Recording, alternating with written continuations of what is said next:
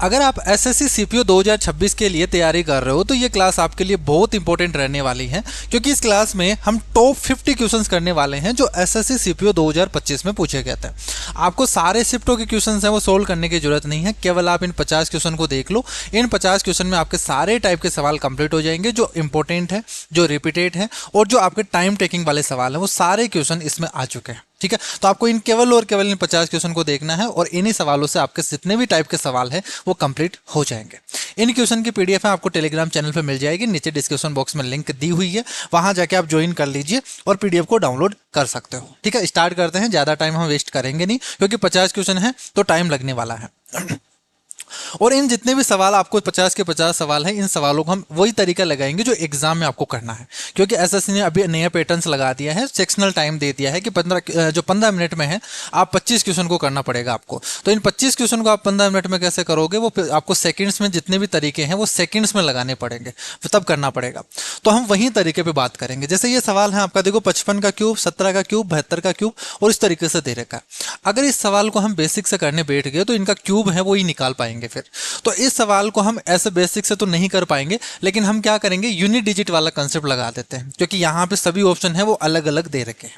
तो देखो सबसे पहला काम हमारे पास में, देखो 5 का क्यूब है तो इसका क्यूब करोगे, यूनिट डिजिट कितना आएगा, 5 आएगा।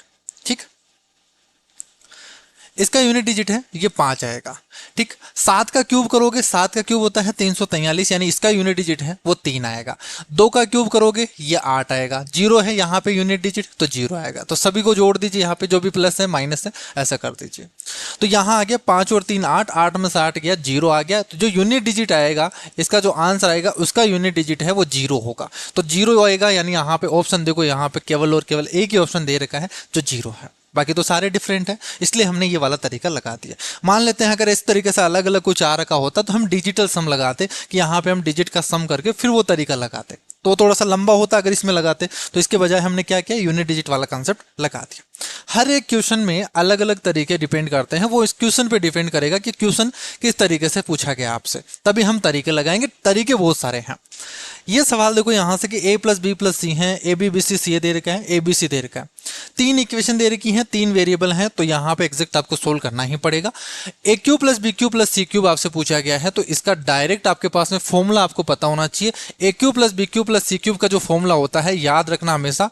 और यहाँ से सवाल आएगा, बहुत रिपीटेटिव सवाल है, -3abc is equal to a plus b plus c, a plus b plus c का whole square -3ab B C और सी है। ये आपके पास में फॉर्मूला होता है। ठीक, इस फॉर्मूले में आप पुट करोगे और वैल्यू निकालोगे। बस ये फॉर्मूले सारे याद होने चाहिए आपको। यहां सोल्व करेंगे, a cube plus b cube plus c cube चाहिए, तो मैं डायरेक्ट पुट कर रहा हूं यहां से, ए प्लस बी प्लस सी की वैल्यू तो कितनी आ जाएगी, 15 आ गई। यहां करोगे तो 15 का square 225 -3 a b b c c आपको दे रखा है 48, ये 48, ये तो हो गया आपके पास में। और इधर आएगा माइनस का 3abc, तो माइनस का 16 48, ये वैल्यू आएगी। और ये है हमारे पास में a cube plus b cube plus c cube. हमें केवल ये वाली चीज चाहिए, तो 48 उधर चला जाएगा। सोल्व करोगे यहां पर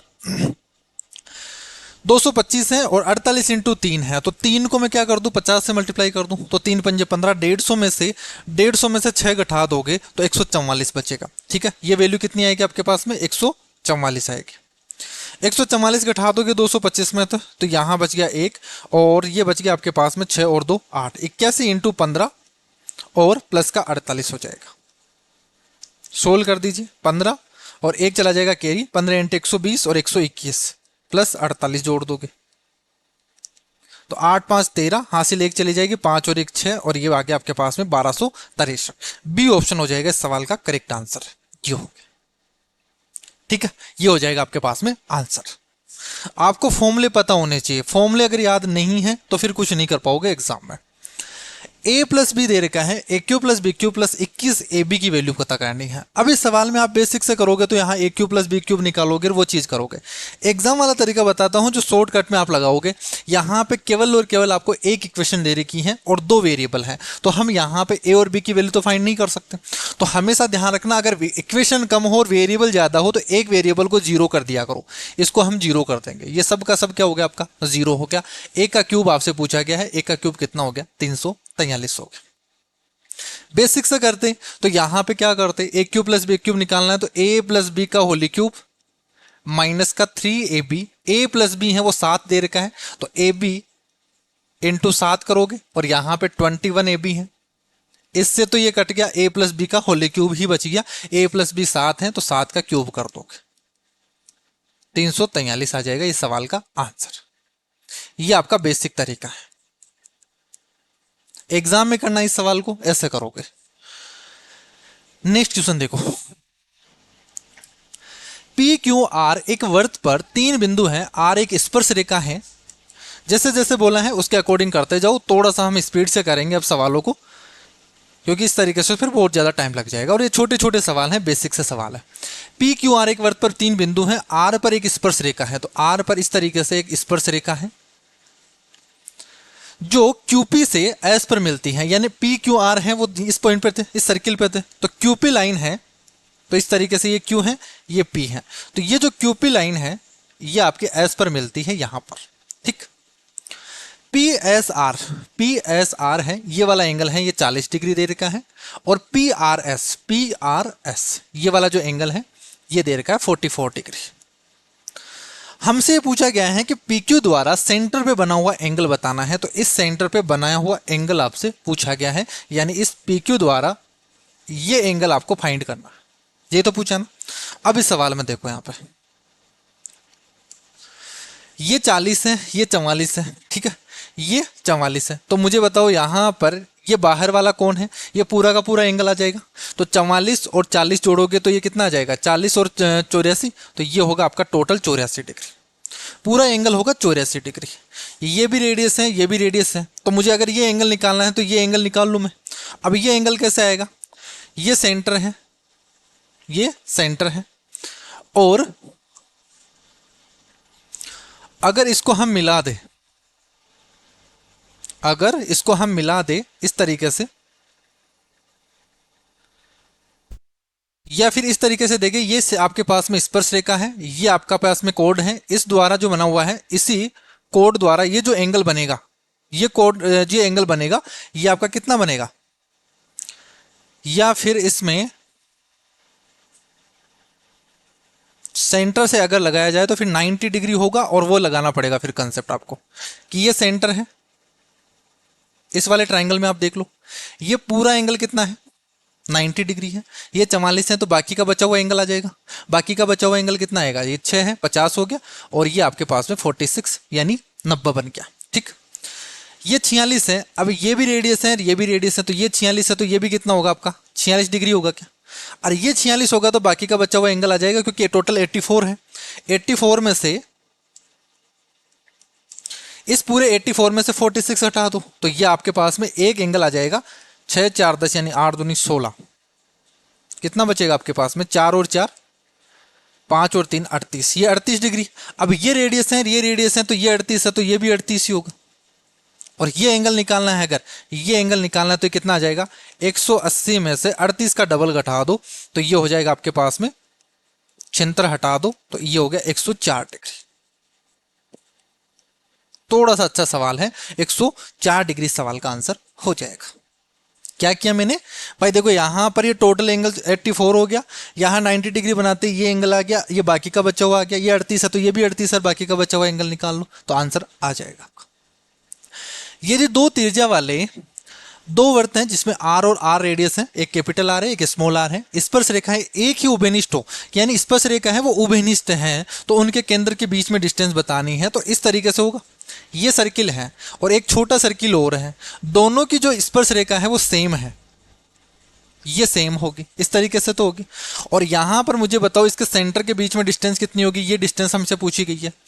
ये जो पूरी डिस्टेंस है यहां से लेके यहां तक ये कैपिटल आर है, और यहां से लेके ये जो डिस्टेंस है यहां से लेके यहां तक ये स्मॉल आर है। तो कैपिटल आर में से ये पूरी कैपिटल आर है, कैपिटल आर में से स्मॉल आर हटा दोगे तो क्या हमारे पास में ये जो डिस्टेंस होगी capital R minus small r होगी, क्या क्या होगी, capital R minus small r. तो capital R minus small r का पॉजिटिव वैल्यू देखनी है आपको, ज्यादा में से कम वाले।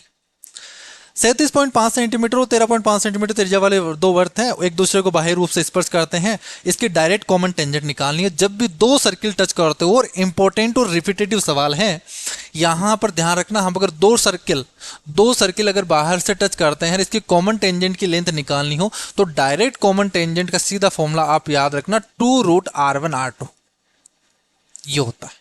यहां पे बस आपको पुट करना है और यहां पे आंसर आ जाएगा आपका 2 एक है आपके पास में 37.5 और दूसरी है 13.5।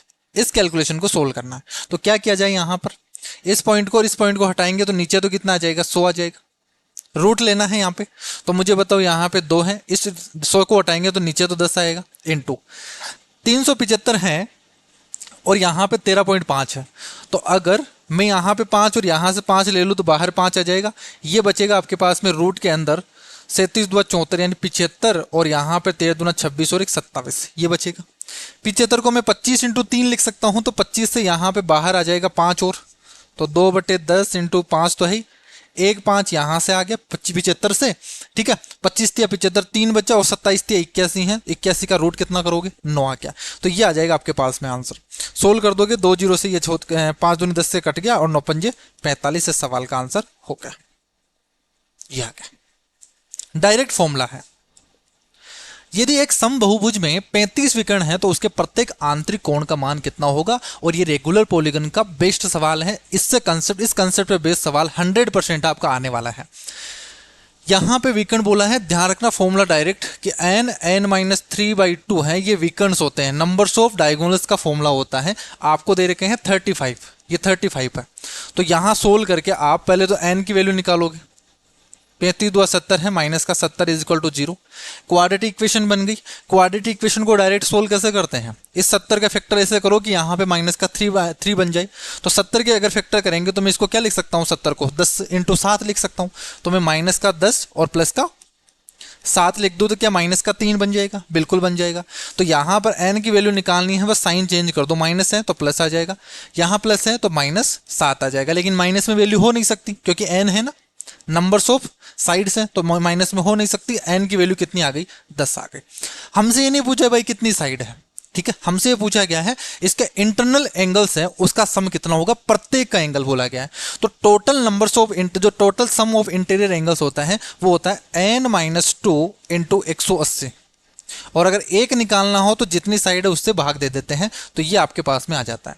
बस यहाँ पे पुट कर दो, 10 में से 2 घटाओगे तो 8 आ गया, इंटू 180 डिवाइडेड बाय 10 हो गया, 18 × 144 हो जाएगा। तो एक एंगल का मान कितना आ जाएगा, 144 डिग्री आ जाएगा।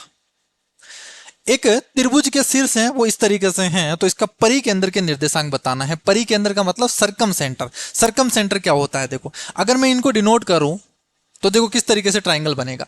आपका ए पॉइंट है 0,0, दूसरा है 6,0, तो इस तरीके से होगा, यहां पे होगा, और एक है 0,8, तो ये हो गया आपका 0,8। ये आपका ट्राइंगल बन गया। ये लेंथ है 8 है, ये आपकी 6 है, इस तरीके से है। इसका सरकम सेंटर पूछा गया है। सरकम सेंटर कहाँ होता है, सरकम सेंटर इसके हाइपोटेनस पे होगा और बीच में होगा, बिल्कुल बीचों बीच होगा। तो क्या इस पॉइंट और इस पॉइंट का बीच पॉइंट आप निकाल सकते हो, मिड पॉइंट निकाल सकते हो। तो x1 + x2 यानी 6 + 0 डिवाइडेड बाई 2 करोगे, और यहां 0 + 8 डिवाइडेड बाई 2 करोगे, तो पॉइंट आ जाएगा आपके पास में 3,4। 3,4 यह हो जाएगा आपका सरकम सेंटर। ए बी सी में एंगल ए का कोण समद्विभाजक है, वो एडी है, वो भुजा बीसी को विभाजित करता है। और ये सवाल देखते ही समझ में आ जाना चाहिए कि किस पे बेस है। कंसेप्ट आपको सारे पता होने चाहिए, तभी आप कर पाओगे ज्योमेट्री में, नहीं तो नहीं कर पाओगे। और इसके लिए आपको अगर रिवीजन कंप्लीट करना है तो नीचे एक डिस्क्रिप्शन बॉक्स में एक लिंक दी हुई है पीडीएफ की, जो 51 रुपीज में आपको मिल जाएगी। उसमें सारे कंसेप्ट है, ये सारे, और जो क्वेश्चन यहाँ पे रिपीट इंपॉर्टेंट है वो मैंने हाईलाइट कर रखा है उस पीडीएफ में। आप वहां से उन नोट्स से इजीली आप रिवाइज कर सकते हो सारी चीजें। अगर इस सवाल में देखो मैं यहाँ पे करना चाहूँ तो इसको हम डायरेक्ट कर सकते हैं अगर आपको कंसेप्ट पता होगा तो। भाई ये बोला गया है कि एंगल बाइसेक्टर है वो सामने वाली साइड को उसी रेशियो में डिवाइड करता है जिसमें वो एंगल बनता है। तो एंगल में देखो ए बी और ए सी की लेंथ दे रखी है 10 और 12, तो रेशियो हो जाएगा आपके पास में 5:7। 6 हो जाएगा। 5:6 में आपको बांटना है और टोटल लेंथ है वो BC है वो 11 ही दे रखी है, तो 11 को 5:6 में बांटोगे तो हमें पूछा गया है BD की लेंथ। BD की जो लेंथ है वो कितनी हो जाएगी, 5 सेंटीमीटर ही हो जाएगी। इस सवाल में मैं यहाँ पे 5 से 7 सेकंड लगाता इस क्वेश्चन को करने में। ये आ गया आपका आंसर। अब ये चीज आई कहां से, वो चीज मैं समझा देता हूं नए स्टूडेंट्स के लिए। कंसेप्ट ये है कि जो एंगल बाइसेक्टर है वो सामने वाली साइड को उसी रेशियो में डिवाइड करता है जिसमें वो बनता है, एंगल बन रहा है। तो ये एंगल बाइसेक्टर है आपके पास में। तो ये अगर साइड A है, ये B है, तो ये A अनुपात B में डिवाइड करता है। हमसे ये बोला गया है इस क्वेश्चन में कि ये वाली साइड है ये 10 सेंटीमीटर है, ये वाली साइड 12 सेंटीमीटर है और ये सामने वाली साइड है 11 सेंटीमीटर है। ठीक है, ये B है, ये A है, ये D है और ये C है। तो अगर BD की लेंथ निकालनी है तो BD की लेंथ निकालनी है, उसको डिवाइड कर दोगे 5:6 में। ठीक है, तो 11 डिवाइडेड बाई 11 इंटू 5 कर दोगे तो ये आ जाएगा आपका 5 सेंटीमीटर। यानी इस रेशियो में आप 5:6 में बांटोगे इस 11 को, तो ये वाली लेंथ कितनी आ जाएगी, 5 सेंटीमीटर होगी। टोटल सम कितना आ रहा है, 11 ही तो आ रहा है ना रेशियो का। ठीक है, तो टोटल अगर 11 है तो ये वाली लेंथ होगी 5 होगी और ये वाली लेंथ 6 होगी। तो इस तरीके से अपना आंसर 5 सेंटीमीटर आ गया। फिर से देखो यहां से रेगुलर पॉलीगन का सवाल है कि इसके इंटरनल, ठीक है, इसके इंटीरियर एंगल्स का जो सम है वो इतना है। इस बार उल्टा बोल दिया और पूछ लिया गया विकर्ण है। तो ये सवाल इंपॉर्टेंट है कि एक बार विकर्ण देके आपको इंटीरियर एंगल देके आपको विकर्ण पूछ लिया जाएगा, ऐसा डबल क्वेश्चन पूछा जाएगा। तो मुझे बताइए यहां से अभी मैंने बोला कि n-2 इंटू 180 क्या होता है, सम ऑफ इंटीरियर एंगल होता है। टोटल सम ही आपको दे रखा है 2520। एक एंगल दे रखा होता तो n से भाग देते थे। सबसे पहले n निकालेंगे तो 0 से 0 चला गया, 18 से काट दो 18 और बचेगा कितना 7, 18 × 54 और 18 × 4 72। n की वैल्यू आ गई 16, यानी 16 भुजाओं वाला क्या है आपके पास में, रेगुलर पॉलीगन है। हमसे पूछा गया है कि इसमें 16 साइड है, तो आंसर तो आपका आ गया ये। और विकर्ण अगर निकालना है, डायगोनल्स अगर निकालना है,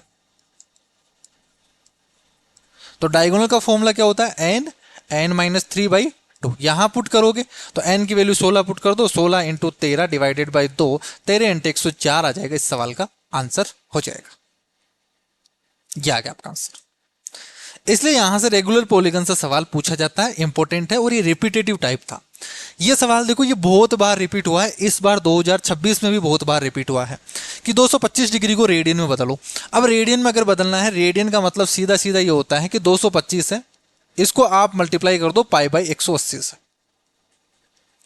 π/180 से आप क्या कर दो, मल्टीप्लाई कर दो।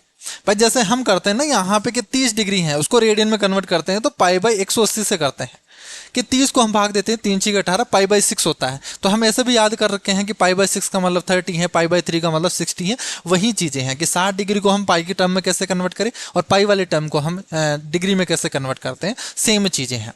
तो यहाँ पर सीधा आप पुट करोगे तो 5 से किससे डिवाइड हो रहा है, ये 5 से डिवाइड कर दो पहले तो। 18×2 36 और 22×2 44 और 45, 9 से कट रहा है क्या, 9×5 45 और 9×4 36, तो π/4 आ जाएगा आपके पास में, 5/4 पाई आ जाएगा इस सवाल का आंसर। एक समलंब पिरामिड का आधार है वो वर्गाकार है, उसकी भुजा की लंबाई है वो 12 सेंटीमीटर है, इसकी तिर्यक की ऊंचाई 8 सेंटीमीटर है। बताओ इसका आयतन कितना होगा। ये बहुत लैंग्वेज तो सिंपल दे रखी होगी, लेकिन आपको ये सारे फॉर्मूले पता होंगे तभी आप कर पाओगे। देखो क्या बोला गया है, पिरामिड बोला गया है। पिरामिड का आयतन क्या होता है, 1/3 area of base into height होता है। यहां हमसे एरिया ऑफ बेस निकाल सकते हैं, स्क्वायर दे रखे हैं, तो मैं यहां पर डायरेक्ट ये तो लिख सकता हूं वॉल्यूम 1/3 एरिया ऑफ बेस यानी 12 का स्क्वायर, 12 का स्क्वायर इंटू हाइट चाहिए आपको। यहां स्लांट हाइट दे रखी है ना कि हाइट, ये स्लांट हाइट है, ध्यान रखना।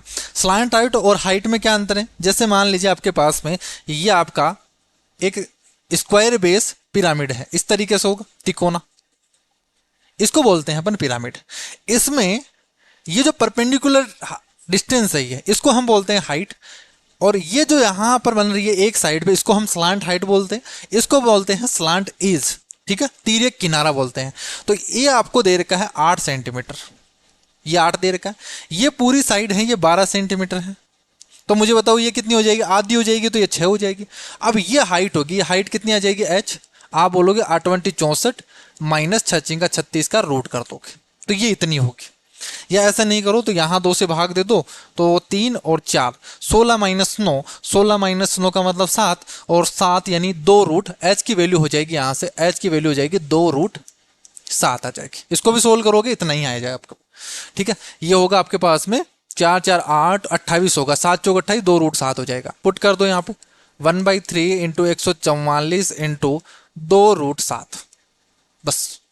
ठीक है, आपको एग्जैक्ट यहाँ पे आंसर नहीं आएगा, पॉइंट में आएगा। यहाँ पे सोल्व करोगे 3 से अगर डिवाइड कर दे, 3 चौक 12 और 3 इंटू 24, 48 दुआ करोगे तो 96 और इंटू √7 है। अब देखो √7 की एग्जैक्ट वैल्यू तो हमें नहीं पता, लेकिन अगर हम पॉइंट में निकालना चाहिए तो लगभग कितनी होगी भाई, 625 का रूट होता है वो होता है 25, 625, 676 और यहाँ पे 729, तो 676 और 729 यानी 26 और 27 के बीच में आएगा।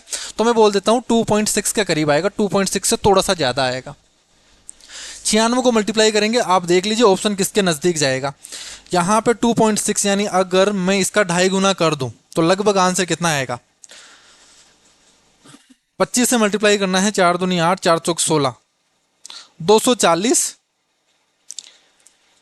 240 से थोड़ा सा ज़्यादा आएगा, आंसर आएगा आपका 254 फिर तो। ठीक है, लगभग इतना आएगा। चाहे वैसे भी देख सकते हो, डबल करोगे 6 दूनी 12, 1 9 दूनी 18 और 1 19, 192 तो 1 हो गया, 0.6 से और मल्टीप्लाई कर दो तो 6 का 36 और 3 9 6 54, 54 और 3 57, तो ये कर दोगे आप 0.6 जोड़ दोगे, 7 2 9 9 5 14 और 2 249.6 और उससे थोड़ा सा ज़्यादा आएगा तो आपका आ जाएगा आंसर 249 से ज़्यादा वाला आएगा। 249 से एक ही ऑप्शन दे रखा है 254, इससे थोड़ा सा ज़्यादा आएगा क्योंकि मैंने यहाँ पे 2.6 ही लिया है, इससे थोड़ा सा ज़्यादा होगा तो ये ज़्यादा ही आएगा आपका आंसर। रफली लेना है आपको। एक मानक समकोण है पिरामिड जिसका वर्गाकार आधार है, प्रत्येक भुजा पर 12 सेंटीमीटर माप का है, उसकी ऊंचाई है वो 9 सेंटीमीटर है, पार्श्व पृष्ठीय क्षेत्रफल और आधार के क्षेत्रफल का अनुपात बताना है। भाई आपके पास में क्या है, वही पिरामिड है। आधार क्या है, बेस, इसका स्क्वायर है, 12 सेंटीमीटर उसकी लेंथ दे रखी है, ऊंचाई इस बार दे दी 9 सेंटीमीटर है, इसका पार्श्व पृष्ठीय क्षेत्रफल और आधार के क्षेत्रफल का अनुपात बताना है। अब देखो यहाँ पर ऐसे आपको डायरेक्ट परोसा हुआ नहीं देगा, कुछ ना कुछ आपको दिमाग लगाना पड़ेगा। ये आपका हाइट है और ये स्लांट हाइट होगी। अभी मैंने बताया इस तरीके से पिरामिड होगा, ये पिरामिड होगा। ठीक, ये पूरी हाइट है, ये स्लांट हाइट है।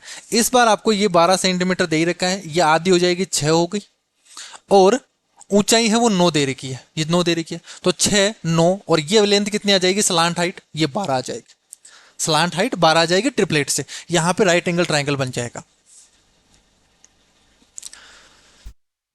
12 ही होगी क्या, यहाँ पे 3 से डिवाइड करोगे, नहीं 12 तो नहीं होगी। 3 से डिवाइड करोगे 2, 3 3 9, तो 3 3 9 और 4 13, तो ये होगा 3√13। स्लांट हाइट जो आएगी यहां पे 3√13 आएगी। या मैं इसको लिख सकता हूं रूट, तेरे नाम में 117 है तो इसको ऐसा लिख सकते हैं √117।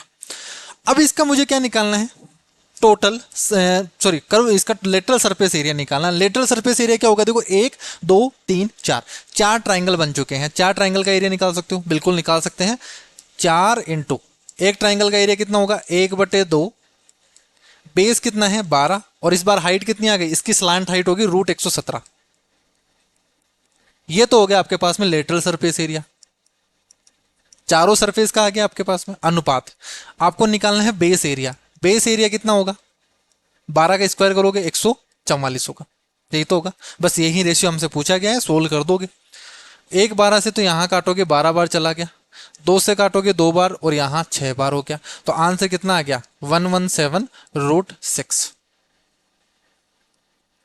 देखो क्वेश्चन इजी है, बस आपको कंसेप्ट और फॉर्मूले याद होंगे तभी।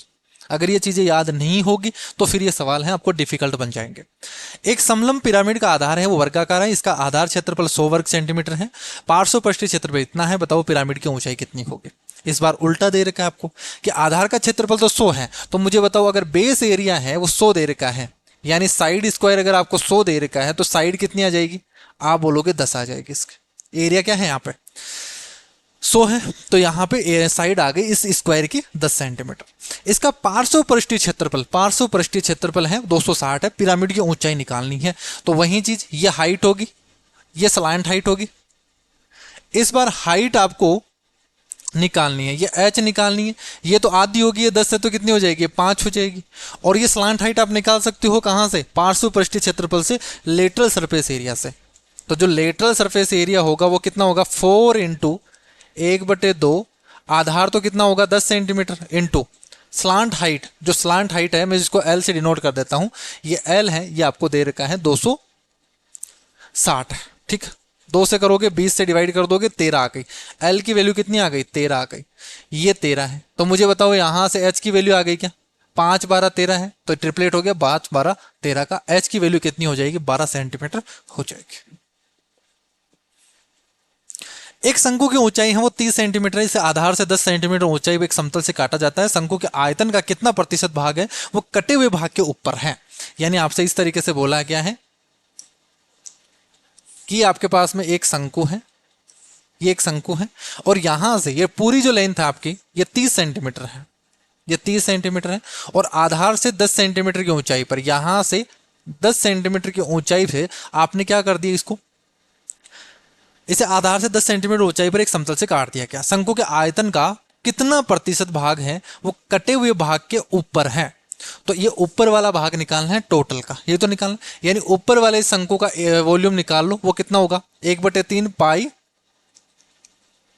पाई आर कितनी होगी यहां पर। अब यहां पे ना तो आर दे रखी है ना कुछ और दे रखी है, तो फिर वॉल्यूम कैसे निकाले। वॉल्यूम निकालने के लिए फिर साइड का देखो आप कि हाइट के अकॉर्डिंग देख सकते हैं। पहले यहां पे ऊपर वाली जो हाइट होगी वो कितनी होगी, 2/20 सेंटीमीटर होगी, अनुपात पूरे कोण की हाइट कितनी होगी 30 सेंटीमीटर होगी। तो हाइट का रेशियो हो गया 2:3, हाइट का रेशियो कितना हो गया 2:3 हो गया। तो वॉल्यूम का रेशियो कितना होगा, वॉल्यूम का ratio 1/3 pi r square h होता है। तो वॉल्यूम का रेशियो क्यूब पे डिपेंड करेगा, क्यूब कर दोगे तो ये 8 होगा, ये 27 होगा, ये 8 होगा 27 होगा। यानी ऊपर वाला वॉल्यूम 8 है तो पूरा वॉल्यूम कितना है 27 है। हमसे ये पूछा गया है कि ये जो ऊपर वाला वॉल्यूम है इस पूरे वॉल्यूम का कितना प्रतिशत है। तो ये जो 8 है इस 27 का कितना परसेंट है, ये आपसे पूछा गया है, ये पूछा है। सोल्व कर दोगे यहां से कितना आ जाएगा, लगभग आ जाएगा आपके पास में 27 या 81, 810 होता पूरा पूरा जाता तो 30 के करीब आएगा आंसर। ये हो गया आपका आंसर, एक ही ऑप्शन दे रखा है 30 के करीब, यह करेक्ट आंसर हो जाएगा। एक खोखले गोले की बाहरी त्रिज्या है, ध्यान रखना मेंसुरेशन है 2026 में बहुत इंपॉर्टेंट है, क्योंकि जितने भी पेपर अभी हुए हैं 2025 वाले उसमें मेंसुरेशन से ज्यादा सवाल पूछे गए और अच्छे लेवल के सवाल पूछे गए। एक खोखले गोले की बाहरी त्रिज्या है वो 6 सेंटीमीटर है और आंतरिक त्रिज्या है वो 4 सेंटीमीटर है। यदि गोले को बनाने में प्रयुक्त सामग्री की लागत है वो 10 रुपये प्रति सेंटीमीटर स्क्वायर है, तो गोले को बनाने में प्रयुक्त सामग्री की लागत कितनी होगी। तो ये तो सीधा सवाल है, इसका वॉल्यूम निकाल के इस लागत से मल्टीप्लाई कर दो। तो मैं डायरेक्ट कर देता हूं, खोखला गोला है तो 4/3 pi capital r cube minus small r cube, capital r cube minus small r cube, तो 6 का क्यूब माइनस 4 का क्यूब, ये तो आ गया वॉल्यूम। और इसको क्या कर देंगे अपन, इसकी लागत से मल्टीप्लाई कर देंगे, ये सेंटीमीटर क्यूब में आएगा तो यहां पे 10 सेंटीमीटर क्यूब।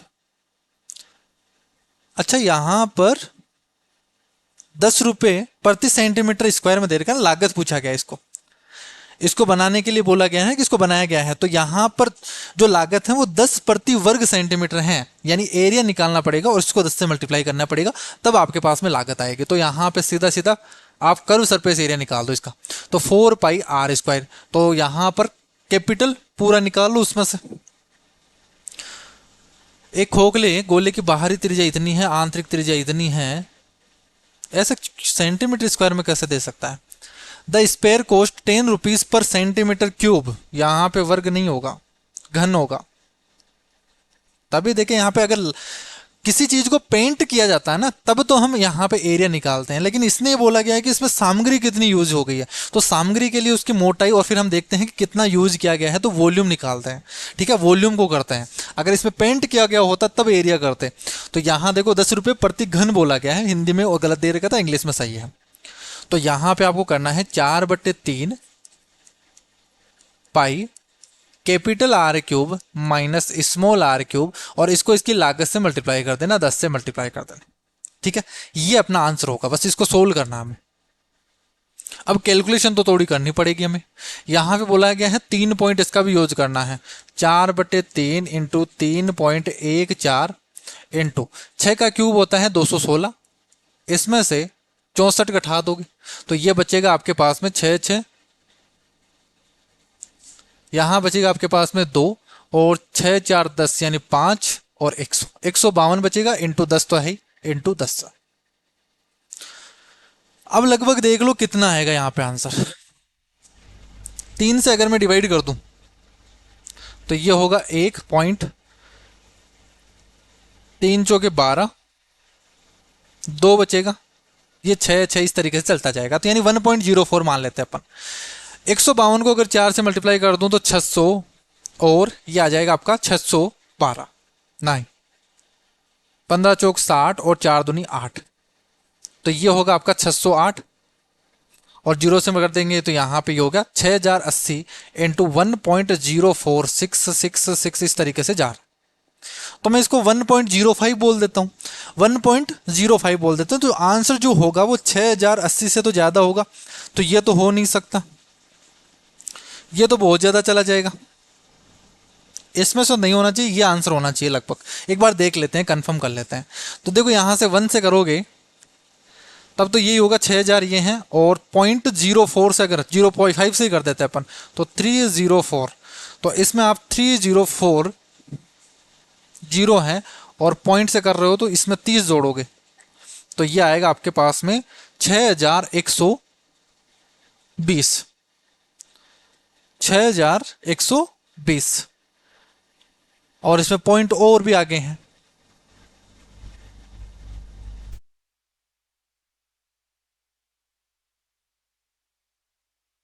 चार दूनी 8, 5 चौके 20, तो 608 जीरो, 6080 से तो ज़्यादा आएगा,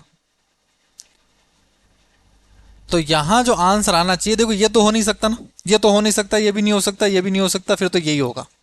और इसको अप्रोक्सीमेट में हम करेंगे तो ये 6080 से कुछ एक्स्ट्रा ही जुड़ेगा, 30, बट इसमें एग्जैक्ट थोड़ा बहुत करीब आना चाहिए ना, ये बहुत दूर दूर जा रहा है इसे। 4 और 2 6, 5 1,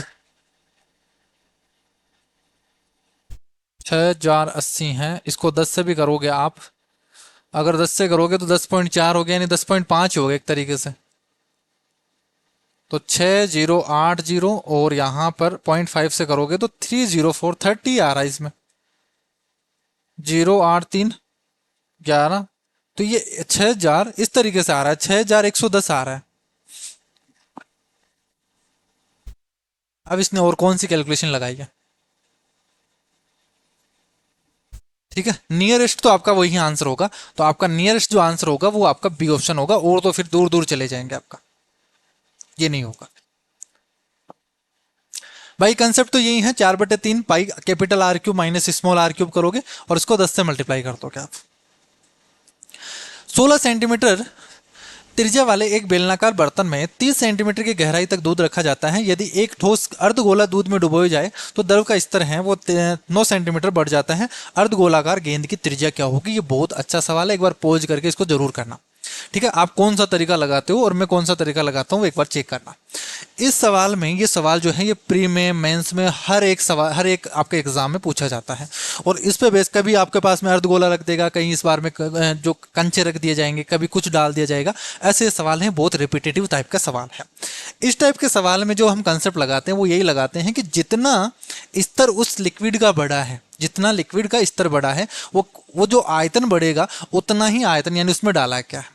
यानी आप ये बोलोगे कि उस बर्तन में कि हमने क्या डाला, उस बर्तन में अर्धगोला डाला, यानी उस अर्धगोले का जितना आयतन होगा ना उतना ही तो स्तर बढ़ेगा, तो उतना ही आयतन ऊपर बढ़ता है। तो बस यही चीज मैं बढ़ा रहा हूं। तो अर्धगोले का आयतन कर देंगे, तो अर्धगोले का आयतन यानी 2/3 पाई आर क्यूब।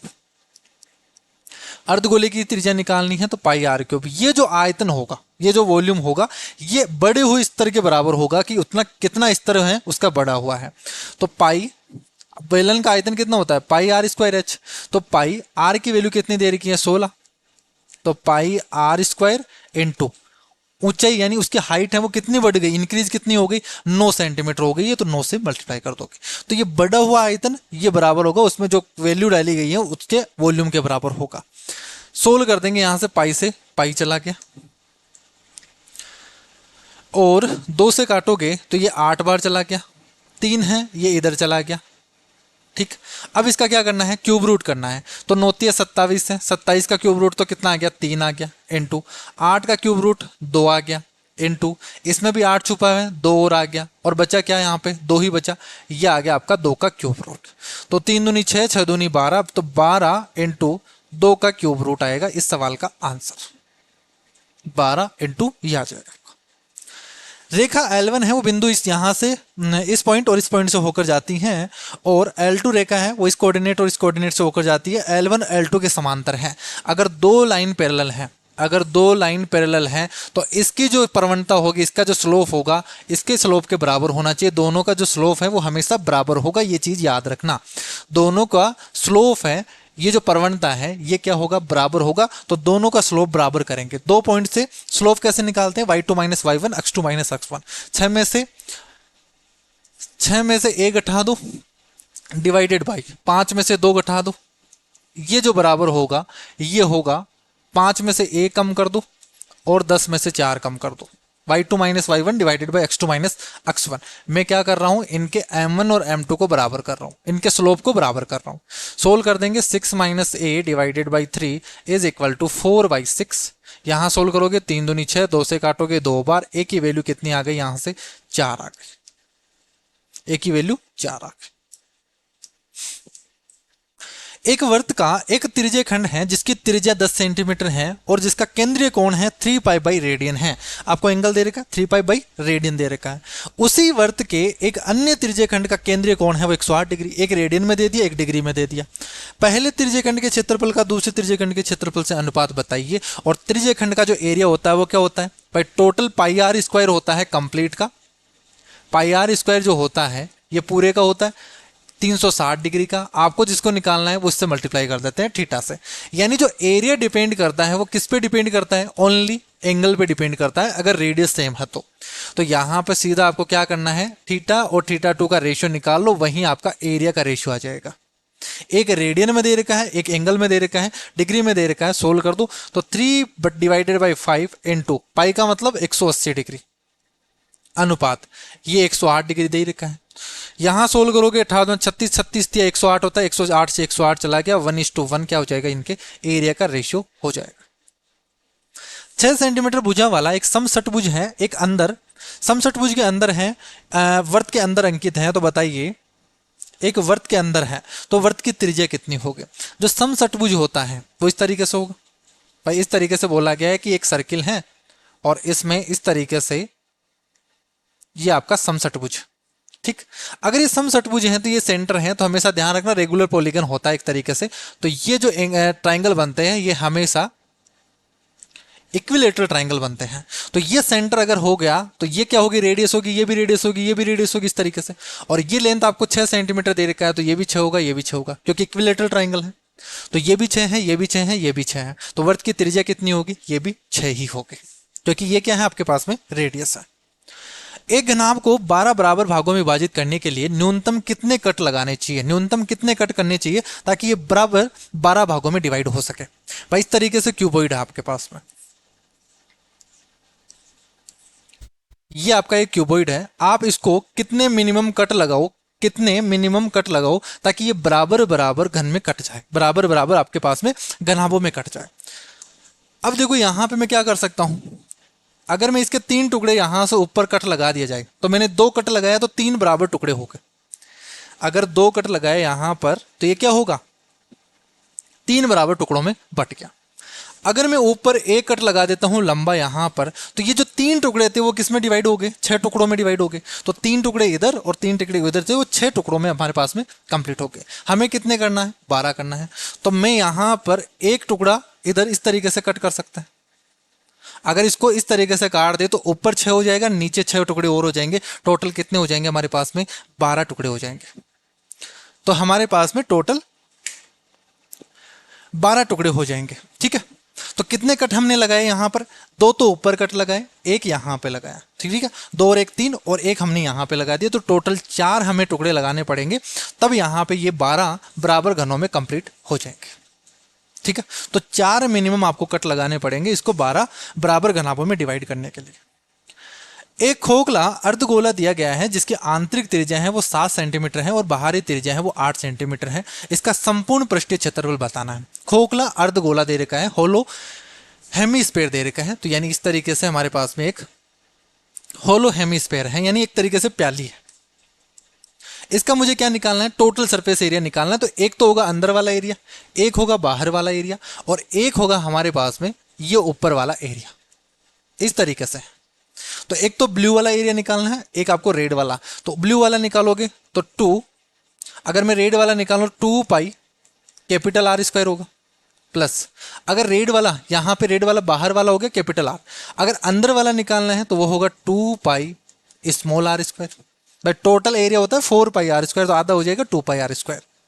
फिर बचा हमारे पास में ऊपर वाला ये एरिया, तो ये क्या होगा, कैपिटल पाई आर स्क्वायर होता है, तो pi capital r square minus small r square, क्या ये होगा क्या भाई, बाहर वाला एरिया हो जाएगा पाई आर स्क्वायर, उसमें से अंदर वाला एरिया हटा दो, पाई स्मॉल आर स्क्वायर हटा देंगे, तो ये हमारे पास में ऊपर वाला एरिया आ जाएगा।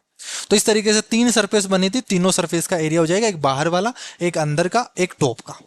इनको जोड़ दो, ये फॉर्मूला बन जाएगा। तो फॉर्मूले याद करने की जरूरत नहीं है आपको। यहां देखोगे पाई आर स्क्वायर है, यहां 2 पाई आर स्क्वायर है, तो 3 पाई आर स्क्वायर बन गया, plus 2 pi small r square, यहां पे पाई स्मॉल आर स्क्वायर एक कम हो जाएगा, तो ये बन गया पाई स्मॉल आर स्क्वायर वाला। अब इस फॉर्मूले में पुट कर दो, आंसर आ जाएगा आपका। यहां बोला गया है बाहर वाली त्रिज्या है वो 8 है और अंदर वाली त्रिज्या है वो 7 है, तो पाई तो हम कॉमन ले लेते हैं, 3 इंटू 8 का स्क्वायर कर दोगे तो 64 प्लस 7 7 49, ये हो जाएगा 36 18 और 19 यानी 4 6, ये हो गया 49, जोड़ दोगे और इंटू पाई, 9 और 2 11, एक यहाँ पे आएगा, 9 और 2 11, एक हाथ से चला गया 5, 5 और 9 14, 241 पाई आ जाएगा इस सवाल का आंसर। 241 पाई इस सवाल का आंसर होगा करेक्ट। यदि एक अर्धगोले के वर्ताकार आधार का क्षेत्रफल है वो 308 वर्ग सेंटीमीटर है, तो अर्धगोले का आयतन कितना होगा। अर्धगोले यानी यहां से आपसे बोला गया है अर्धगोले के वर्ताकार आधार का क्षेत्रफल है वो 308 दे रखा है। भाई ये आपके पास में अर्धगोला है, इसका बेस का एरिया यानी पाई आर स्क्वायर आपको दे रखा है, पाई आर स्क्वायर है वो 308 है, और पूछा क्या है, इसका वॉल्यूम पूछा है। तो वॉल्यूम कितना होगा, वॉल्यूम होगा 2/3 पाई आर क्यूब, ये होगा। तो आपको चाहिए यहां पर सबसे पहले आर की वैल्यू। अगर आपके पास में आर की वैल्यू आ गई तो फिर यहां से वॉल्यूम निकाल दोगे। तो आर की वैल्यू कैसे आएगी, इसको मैं 22 से डिवाइड कर दूं, यानी 22/7 से डिवाइड कर देते हैं इसको। आर की वैल्यू होगी 308 डिवाइडेड बाई 22 इंटू 7। अगर 22 से डिवाइड कर दे, एक बार चला गया और 22 चौक 88, 14 इंटू 7 आ गया, और r square equal to 14 into 7 है, तो आर की वैल्यू कितनी होगी, 7√2 होगी, 7√2 आ गई, यहां पुट कर दीजिए। तो 2/3 इंटू, अब पाई की वैल्यू भी आपको पुट करनी पड़ेगी, तो 22/7 पुट कर दो, और आर क्यूब करना है तो 7 का क्यूब कर दोगे तो 343 भाई 7 इंटू 7 इंटू 7 कर दो, और √2 को क्या लिख सकते हैं, 2√2 लिख सकते हैं, इसका क्यूब करेंगे तो ऐसे हो जाएगा। 7 से ये 7 चला जाएगा, और तो कुछ कट नहीं रहा है, यहां पे पूरा सोल्व करना पड़ेगा। फिर 7 7 49 है, 49 का डबल करोगे तो 98 हो जाएगा। फिर 49 को अगर मैं 4 से मल्टीप्लाई कर दूं, फिर 11 से मल्टीप्लाई कर देंगे। 49 को 4 से मल्टीप्लाई करेंगे तो 200 में से 4 कम कर दो तो 196, और 196 को 11 से मल्टीप्लाई कर दोगे तो 6 9 और 6 15 का 5, यहाँ से लेके चले जाएंगे 10 से 11, ये हो जाएगा आपके पास में 2156 डिवाइडेड बाई 3√2। पूरी कैलकुलेशन को करेंगे तो यह, अब इसे 3 से डिवाइड कर दो,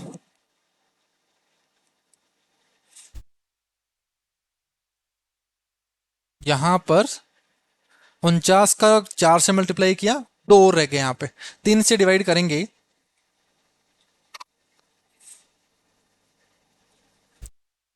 तो 3 7 21 और एक बचेगा यहाँ से, 3 दूनी 3 इंटू 24 25 26, दो बचेगा, 2/3 है, 2/3 का मतलब 6 6 6 इस तरीके से होगा। 718 आया, लेकिन यहाँ पे एक चीज और रह गई है, दो रह गए यहाँ पे, इसमें दो और रह गया, तो इसका डबल कर दो आप, 7 दूनी 14 और 18 दूनी 36, तो ये होगा आपके पास में 1437 पॉइंट समथिंग आ जाएगा, ये आएगा। या फिर इसको इतना कैलकुलेशन ना करके आप इसको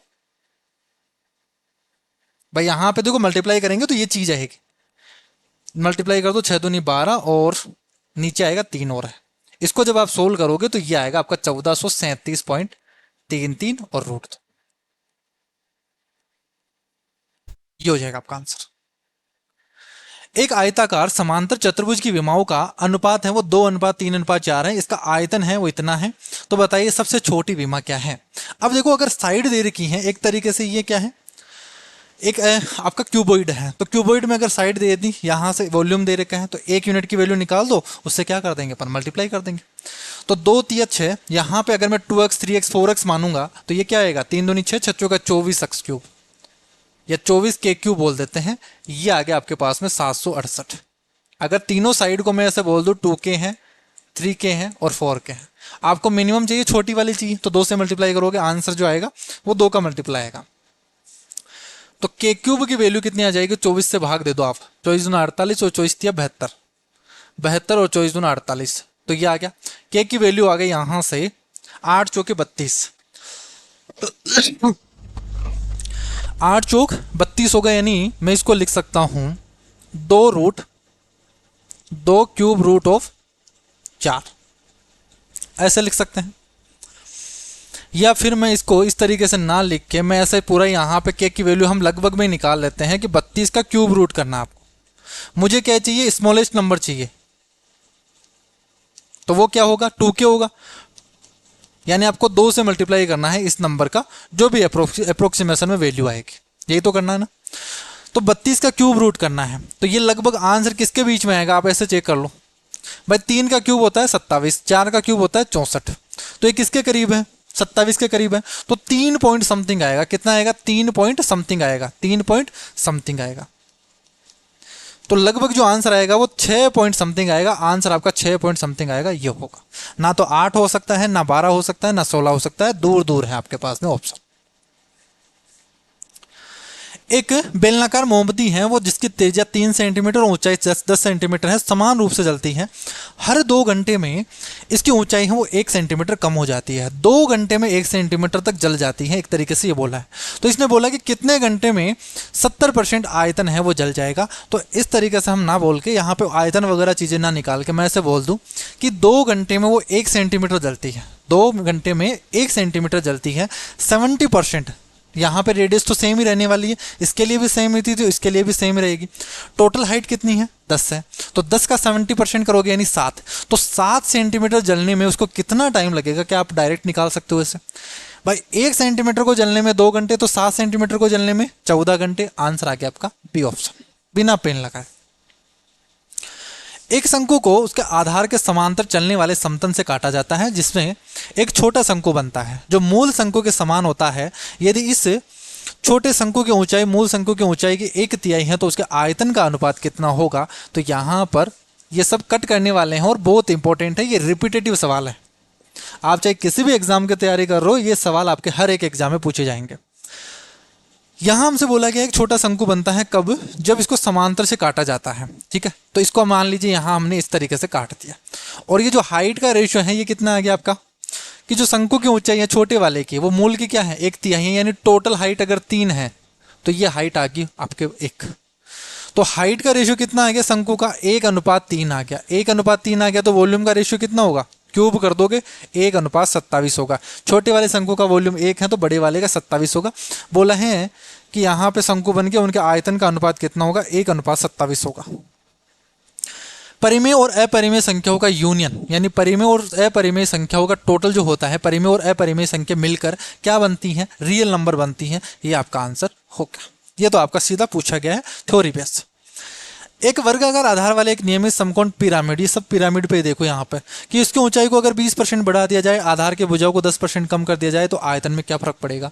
इसका वॉल्यूम किस पे डिपेंड करता है, आप बोलोगे वॉल्यूम किस पे डिपेंड करता है। वॉल्यूम जो होता है पिरामिड का 1/3 base area, base area into height होता है, यही तो होता है ना, ठीक है। और यहां पर बेस एरिया क्या है, साइड स्क्वायर है।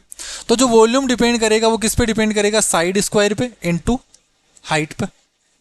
इसने साइड को तो क्या कर दिया, साइड को इसने भुजा की लंबाई को 10% कम कर दिया, यानी 10 से 9 कर दिया, तो स्क्वायर होगा, यहां पे स्क्वायर कर दूं तो ए स्क्वायर आ जाएगा।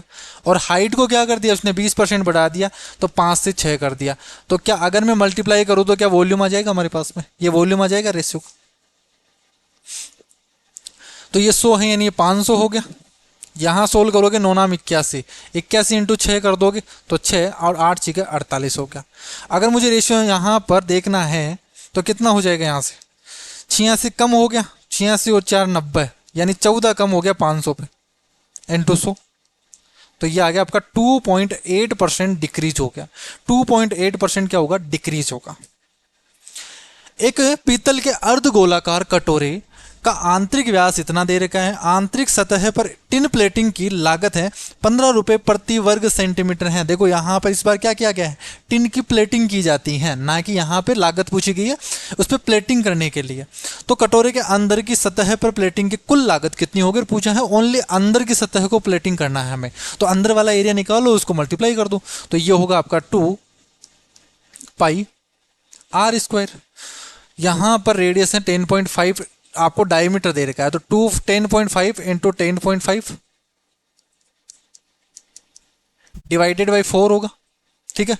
और यहां पे इसको किससे मल्टीप्लाई कर दोगे, 15 रुपए प्रति 100 वर्ग सेंटीमीटर, तो ये तो आपका टोटल सेंटीमीटर स्क्वायर में आ गया, और आपसे लेता है 15 रुपए प्रति 100 सेंटीमीटर स्क्वायर में।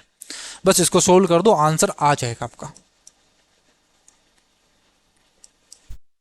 पाई की जगह में यहां पे पुट कर देता हूं 22/7,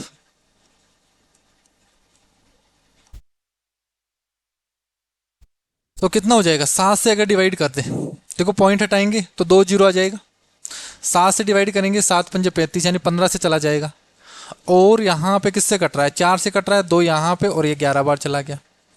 अब मल्टीप्लाई कर दो आप, 15 को 105 से मल्टीप्लाई कर दूं तो 15.75 ये आ जाएगा। इसको 15 से और 11 से और मल्टीप्लाई करना है, और नीचे 2 बार 100 लिखा हुआ है, ये आएगा आपका आंसर। अब यहाँ पर अप्रोक्सीमेशन में पूछा गया तो पूरी कैलकुलेशन करनी पड़ेगी। 15 से मल्टीप्लाई करो तो 15.75, 7 15 7 105, 112, 15.75 76 यानी 86, और 15 और 8 23, इसको कर दोगे 11 से। 11 से अगर मल्टीप्लाई करना है तो डायरेक्ट तरीका है, तो ये आ गया 5, 5 और 2 7, 6 और 2 8, 6 और 3 9, 3 और 2 5 और 2 का 2, 11 से कर दिया, और 2 बार यहाँ पे ये है तो ये आ गया आपका 25.98, तो लगभग 26 हो गया। इतनी लागत होगी यहाँ पे। देखो कैलकुलेटिव भी है यहाँ पे क्वेश्चंस, इतनी कैलकुलेशन आपको आनी ही चाहिए। यहाँ पे कैसे हम मल्टीप्लाई करेंगे, जो ट्रिक्स हैं वो सारी आपको पता होनी चाहिए कैलकुलेशन के। अगर किसी स्टूडेंट को बिल्कुल भी नहीं पता है तो वो कैलकुलेशन ट्रिक्स के नीचे एक आपको लिंक दे रखी है, वहाँ से आप उस PDF को डाउनलोड कर लीजिए, और उस PDF में जितने भी कैलकुलेशन ट्रिक्स हैं वो सारे रट लीजिए। ये सारे कैलकुलेशन तरीके उसमें दे रखे हैं। एक लंबवर्तीय शंकु की ऊंचाई है उसके आधार के समांतर 2 तलों द्वारा विभाजित की जाती है, तीनों आयतन का अनुपात कितना होगा। ये जब हम कंसेप्ट समझाते हैं तभी बताते हैं कि अगर 1:1:1 में अगर हम काटेंगे तो शंकु का आयतन जो हाइट है वो 1:2:3 हो जाती है, 1:2:3 हो जाती है। तीनों आयतनों का अनुपात पूछा गया है तो ये 1:7:19 होता है। क्यों होता है ये चीज़ मैं दोबारा समझा देता हूँ, क्योंकि कंसेप्चुअल ये जो कंसेप्ट है ये इंपॉर्टेंट है, ये बार बार पूछा जाता है, डायरेक्ट ही पूछा जाता है। ध्यान रखना, अगर शंकु को हम 3 पार्ट में डिवाइड कर दें, ऐसे इक्वल पार्ट में, यहाँ पे 3 इक्वल पार्ट में डिवाइड किया गया है, तो इसकी हाइट हो जाएगी 1, इसकी हाइट हो जाएगी 2, क्योंकि यहाँ पे भी 1 है, यहाँ पे भी 1 है, और ये पूरी हाइट हो जाएगी 3। तो जो हाइट का रेशियो हो गया वो हो गया आपके पास में 1:2:3। तो वॉल्यूम का रेशियो हो जाएगा 1:8:27। हमसे पूछा गया है कि जो 3 पार्ट बचे हैं आपके पास में, 3 पार्ट बन गए, एक ये, एक ये, एक ये, ठीक है।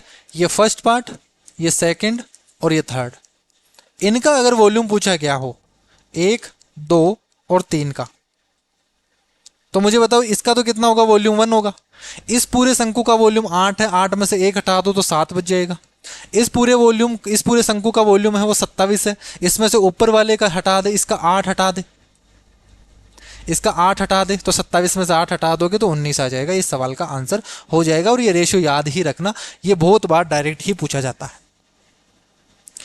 10 सेंटीमीटर भुजा वाले एक घन के अंदर एक बेलन अंकित किया गया है।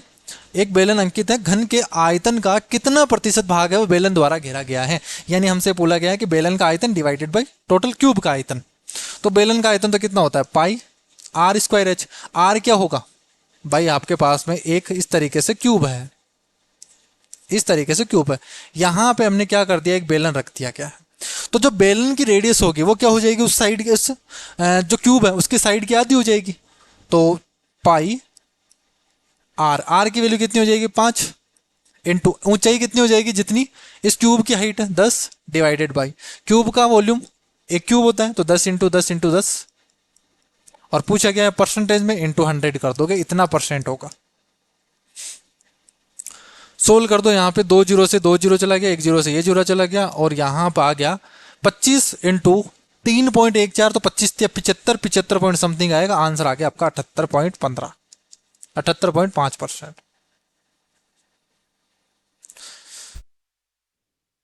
ठीक है, यही होगा, यही होगा।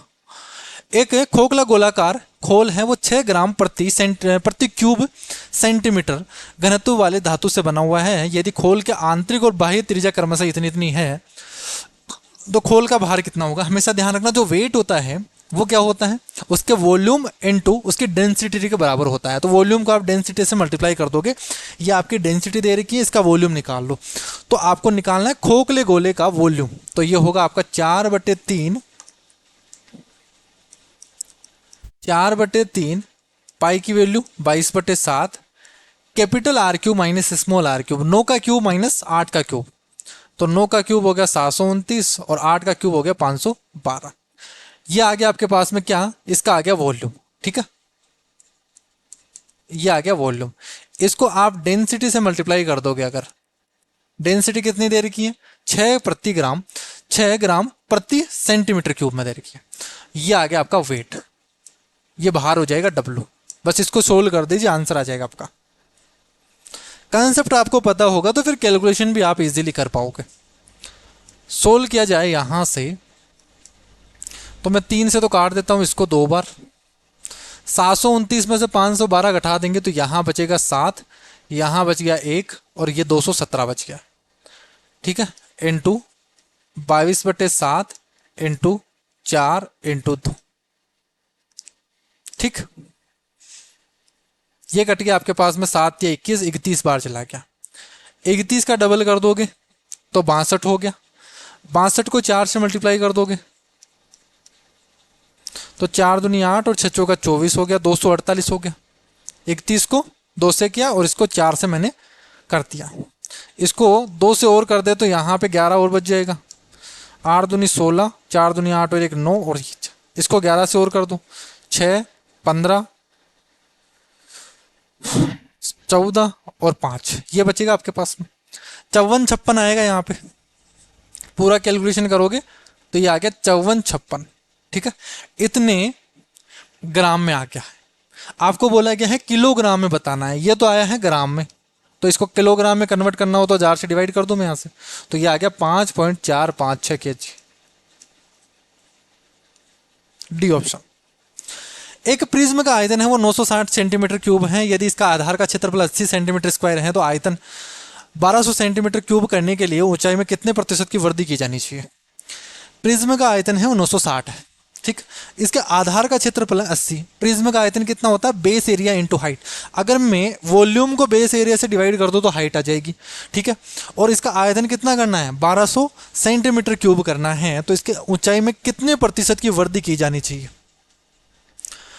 तो एक तरीके से मैं ऐसे बोल दूं कि वॉल्यूम जो होता है बेस एरिया इंटू हाइट होता है, बेस एरिया इंटू हाइट होता है, ठीक। तो अगर मुझे हाइट निकालनी है पहले वाले की तो 960 डिवाइडेड बाई 80 कर देंगे तो इसकी हाइट आ जाएगी। और इसी का एरिया यहाँ पे सेम है, इसी को आपको एरिया आयतन को 1200 सेंटीमीटर क्यूब करना है तो हाइट को कितना करना पड़ेगा, तो इतना कुछ करने की जरूरत ही नहीं है। वॉल्यूम डिपेंड कर रहा है, एरिया तो कांस्टेंट है, ठीक है, एरिया तो कांस्टेंट है तो ऊंचाई पे डिपेंड कर रहा है। किस पे डिपेंड कर रहा है? वॉल्यूम सीधा सीधा इसकी ऊंचाई पे डिपेंड कर रहा है, यानी ऊंचाई का जो रेशियो हो जाएगा H1 और H2 का जो रेशियो हो जाएगा इनके आयतन के बराबर हो जाएगा। तो 960 अनुपात 1200 निकालो आप, यही इनके हाइट का रेशियो आ जाएगा। 0 से 0, 12 इंटू 96 तो 8 से 10 हो गया, 8 से 10 हो गया रेशियो, यानी 4 से 5 बोल देते हैं अपन, 4 से 5 हो गया। यानी कितना बढ़ाया गया हमें, इसके हाइट को कितना बढ़ाना पड़ेगा, 4 से 5 करना पड़ेगा, यानी 25% बढ़ाना पड़ेगा, 25% बढ़ाना पड़ेगा आंसर। अगर इस सवाल को आप बेसिक से करते तो फिर ऐसे करना पड़ता कि आप वॉल्यूम से, कि वॉल्यूम को आप इससे डिवाइड करते बेस से, तो 960 को आप यहाँ 80 से भाग देते, इधर फिर करते आप 1200 को, 1200 करना है इसको फिर 80 से भाग देते, यहाँ पे कुछ हाइट आती, यहाँ पे कुछ हाइट आ गई तो ये बड़ी हुई हाइट आती, और फिर यहाँ परसेंटेज चेंज कर देख लेते भाई कितना परसेंटेज चेंज हुआ। तो ये थोड़ा कैलकुलेटिव है। एरिया अगर सेम है तो डिपेंड किस पे करेगा, ओनली हाइट पे डिपेंड करेगा, ठीक है। तो वॉल्यूम किस पे डिपेंड करेगा, हाइट पे, यानी हाइट है वो सीधा सीधा वॉल्यूम पे डिपेंड कर रहा है। वॉल्यूम चेक कर लो बस आप। a प्लस बी प्लस सी ये हैं, ए स्क्वायर बी स्क्वायर सी स्क्वायर ये हैं, तो बताओ ये मान क्या होगा। एलजेब्रा का देखो बहुत खतरनाक सा सवाल दे रखा है ये। अब इस सवाल में आप एक तो करोगे यहाँ पे बेसिक से कि यहाँ पे ए क्यू प्लस बी क्यू वाले फॉर्मूले लगाओगे, ए प्लस बी वाले फॉर्मूले लगाओगे और फिर सोल्व करोगे। यहाँ सीधा सीधा ये दे रखा है कि ए बी सी 3 वेरिएबल हैं, इक्वेशन कितनी देर की है 2, और फिर पूछ लिया तो 2 इक्वेशन है 3 वेरिएबल है, सोल्व कर नहीं सकते तो क्या किया जाए, एक वेरिएबल को 0 हटा, एक वेरिएबल को आप सीधा सीधा क्या कर दो 0 कर दो। तो ये सवाल पूरा का पूरा आपके पास में ऐसे बन गया। आपके पास में निकालना क्या है, a माइनस बी का स्क्वायर यानी a square plus b square minus का 2ab, यहाँ पे प्लस का बी स्क्वायर और प्लस का सी स्क्वायर, ये आपको फाइंड करना है इस बार, ये तो फाइंड करना है।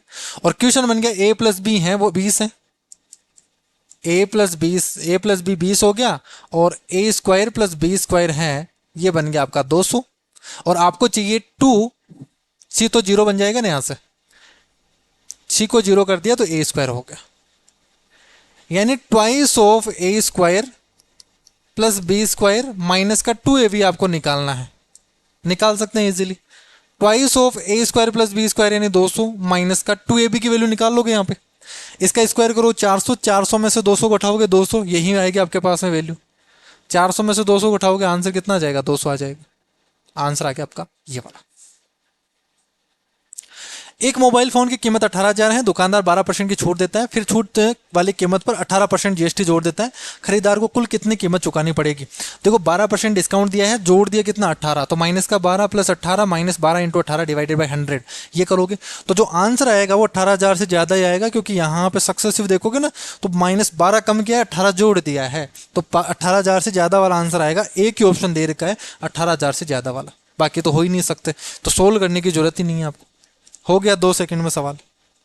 अगर बेसिक से करते तो फिर क्या करते, ओवरऑल रेट निकाल लो यहाँ से कि माइनस का 12 प्लस का 18 माइनस का 12 इंटू 18 डिवाइडेड बाई 100, इतना निकाल दोगे तो ये आ जाएगा आपके पास में 6 माइनस 216 2.16 ये घटा दोगे तो ओवरऑल हो गया आपके पास में 3 और 3, इतना परसेंट इंक्रीज होगा, इतना परसेंट इंक्रीज होगा। निकाल दो आप 18,000 का 103.84% निकालो, आंसर ये आएगा। बट इतनी कैलकुलेशन करने के बजाय हम डायरेक्ट ही कर लेंगे ना, ऑप्शन बहुत इजी दे रखे हैं। एक वस्तु को 20% लाभ पे बेचा जाता है, अगर लागत कीमत और बिक्री कीमत में क्रमशः 50 रुपये और 30 रुपये की वृद्धि कर दी जाए तो बताइए लाभ प्रतिशत अगर 10% हो जाता है तो मूल लागत कीमत कितनी थी। बहुत अच्छा सवाल है। एक वस्तु को 20% लाभ पे बेचा जाता है, 20% का मतलब 5 से 6 रुपये में बेचा जाता है, यानी पुराना कॉस्ट प्राइस ये था और पुराना ये आपका सेलिंग प्राइस था। अगर लागत कीमत और बिक्री कीमत में 50 रुपये की, ये सवाल एक तरीके से प्रॉफिट एंड लॉस का है ही नहीं, ये रेशियो का बन गया। इसको 50 रुपये बढ़ा दिया, इसको 60 रुपये, 30 रुपये वृद्धि कर दी गई। ठीक है, एक में 50 रुपये, एक में 30 रुपये की वृद्धि कर दी, तो नया प्रॉफिट है वो 10% हो जाता है, तो 10 से 11 हो जाता है। नया जो रेशियो है वो 10 से 11 हो जाता है। और इस रेशियो में आपसे कुछ भी पूछ लिया जाए, हम यहां पर इजीली निकाल सकते हैं। कुछ भी पूछा जाए, हमसे पूछा गया है कि मूल लागत कितनी है, यानी ये रेशियो हमसे पूछा गया है कि ये वैल्यू निकालनी है, 5 यूनिट की वैल्यू निकालनी है। जो आंसर आएगा वो 5 का मल्टीप्लाई आएगा, तो 1 यूनिट की वैल्यू निकाल के उसके 5 से मल्टीप्लाई कर देंगे तो आंसर आएगा। 1 यूनिट की वैल्यू कैसे निकालते हैं, 1 यूनिट की वैल्यू कैसे निकालेंगे वो चीज समझो, बहुत ईजी तरीका। अगर ये रेशियो निकालना है तो इसको हटा दो, यहां पे मल्टीप्लाई करो क्रॉस। 11 को 50 से मल्टीप्लाई कर दो, माइनस का 300 कर देंगे, तो 11 5 55, 550 में से 300 घटा देंगे तो ये बचेगा आपके पास में 250।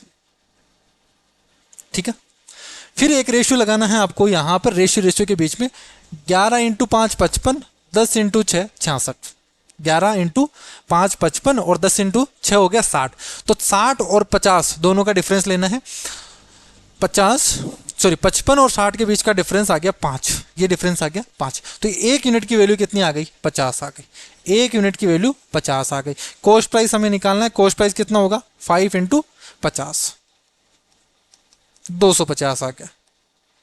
इस तरीके के अलावा इसका कोई ऐसा तरीका नहीं है कि इस सवाल को इससे कम में हम कर सके। आंसर डी ऑप्शन होगा। ये रेशियो का तरीका है कि जब हमारे पास में एक रेशियो दे रखा हो, उसमें कुछ चेंजेस किया गया हो, कि बढ़ा दिया गया या फिर घटा दिया गया, और उसके बाद में नया रेशियो आ जाता है, तो अगर हमें पुराने वाली वैल्यू पूछी गई हो तो फिर हम ऐसे निकालते हैं। इसमें अगर बाद वाली पूछी गई होती कॉस्ट प्राइस, तो मैं इसको हटा के पहले 5 को 30 से, 6 को 50 से मल्टीप्लाई करके ये ऊपर लिखता। बाकी रेशियो वाली चीज़ सेकंड करना ही है। 1 यूनिट की वैल्यू आ जाएगी, फिर जिसकी भी वैल्यू निकालनी हो आप मल्टीप्लाई करके निकाल दो। ये सबसे बेस्ट तरीका है, नहीं तो फिर बेसिक से करते फिर इसमें अक्स मानोगे और फिर वैल्यू निकालोगे।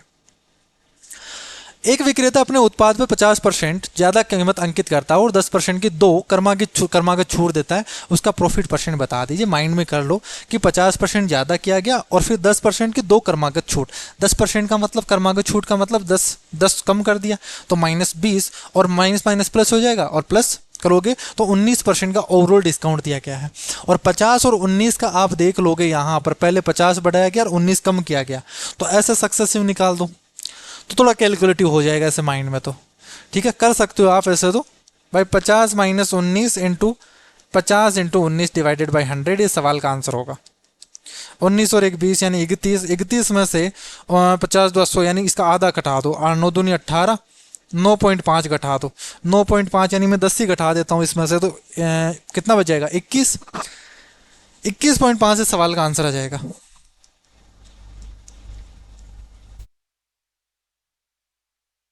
पॉइंट 5 और 21.5 आ जाएगा। एक तो तरीका ये वाला है इस सवाल को करने का, मेथड फर्स्ट, जिसमें हमने थोड़ा सा माइंड में कर लिया, थोड़ा सा रफ कर लिया। दूसरा तरीका रेशियो वाला तरीका है, 50% बढ़ा दिया गया, 2 से 3 कर दिया गया पहले, फिर 10% का सक्सेसिव डिस्काउंट कर दिया तो 10 से 9 कर दिया, 10 से 9 कर दिया, 2 बार कर दिया। बस ऐसे कर लो, ये थोड़ा ईजी हो जाएगा। 200 से 81 इंटू 3 कर दोगे, 8 या 24 यानी 243 कर दिया क्या, तो कितना बढ़ा यहाँ पे 43 बढ़ गया। 43 डिवाइडेड बाई 200 इंटू 100 करोगे, 2 से डिवाइड कर दो तो 21.5 आ जाएगा सवाल का आंसर। ये आ गया आंसर। आप ऐसे भी कर सकते थे। ये आ गया आपका मेथड सेकंड है। ए और बी मिलकर एक काम को 20 दिनों में कर सकते हैं। ए ने 15 दिन काम किया और फिर छोड़ दिया। बी ने शेष काम अकेले 42 दिनों में कंप्लीट किया। बी अकेले पूरा काम करता तो कितने दिनों में पूरा कर सकता था? देखो, ए और बी मिलकर, यानी ए और बी को मैं इसकी एफिशिएंसी बोल दूं तो 20 दिनों तक काम किया, तो ये टोटल वर्क आ गया आपका। और इसी काम को ए ने 15 दिन काम किया तो 15 ए, और बाकी का बचा हुआ काम है वो बी ने 42 दिन में कंप्लीट किया, 42 बी, तो ये भी टोटल वर्क कर दिया इन्होंने। एक तो ए और बी ने मिलकर 20 दिन में किया और ए और बी ने अलग अलग तरीके से किया, तो ऐसे कंप्लीट कर दिया। दोनों काम क्या हो गया? कंप्लीट हो गया, टोटल वर्क हो गया। यहाँ सोल्व करोगे तो एफिशिएंसी आ जाएगी, 15 इधर घटा दोगे तो 5 पे हो गया, और 20 उधर घटा दोगे तो 22 पे हो गया। ए और बी की एफिशिएंसी का रेशियो आ गया यहाँ पर 22:5 आ गया, 22:5 आ गया इनकी एफिशिएंसी का रेशियो। एफिशिएंसी और टोटल वर्क से हमें मतलब है। बी का मुझे निकालना है, तो बी का निकालना है तो टोटल वर्क निकाल लो। टोटल वर्क कितना होगा, 22 और 5 27 इनटू 20 दिनों में कंप्लीट किया था total work, divided by b की एफिशिएंसी 5 से भाग दे दो। 5 चौके 20, 27 चौके 108 इस सवाल का आंसर करेक्ट हो गया। टाइम एंड वर्क का जो सवाल होता है ना बहुत ईजी होता है। Ten square theta plus coat square theta आपको दे रखा है 50 और सेक की पावर 4 थीटा प्लस कोसेक की पावर 4 थीटा आपसे पूछा गया है। देखो इस सवाल में हमसे पूछा गया है सेक की पावर 4 थीटा प्लस कोसेक की पावर 4 थीटा, ठीक। अब मुझे दे रखा है टेन स्क्वायर थीटा और कोट स्क्वायर थीटा, तो अगर मैं यहाँ पे सेक और कोसेक को टेन की टर्म में कन्वर्ट कर दूं तो मैं कैसे लिख सकता हूँ, इसको मैं लिख सकता हूँ सेक स्क्वायर थीटा इसका square plus cosec square theta इसका स्क्वायर, और सेक स्क्वायर थीटा को लिख सकते हैं 1 प्लस टेन स्क्वायर थीटा, और कोसेक स्क्वायर थीटा को लिख सकते हैं 1 प्लस कोट स्क्वायर थीटा। क्या कोट के और टेन की टर्म में बन गया, स्क्वायर कर दो तो ये बन गया 1 प्लस टेन की power 4 theta plus 2 ten square theta, और ये बन गया 1 प्लस कोट की पावर 4 थीटा प्लस 2 कोट की पावर 2 थीटा। यहां अगर कर दे तो 2 प्लस 2 कॉमन आ गया, यहां पे twice of ten square theta plus coat square theta, और ये आ गया आपका टेन की पावर 4 थीटा प्लस कोट की पावर 4 थीटा, ये आ गया। और ये वैल्यू हमें दे रखी है, क्या दे रखी है हमें,